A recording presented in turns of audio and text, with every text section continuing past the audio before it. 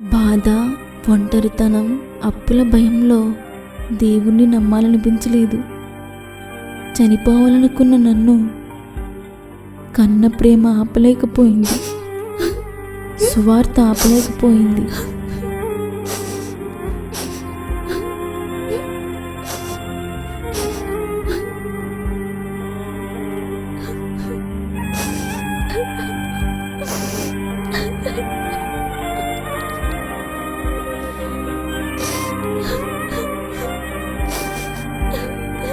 యేసయ్యా, నీవే నిజమైన దేవుడివైతే నన్ను బ్రతికించు.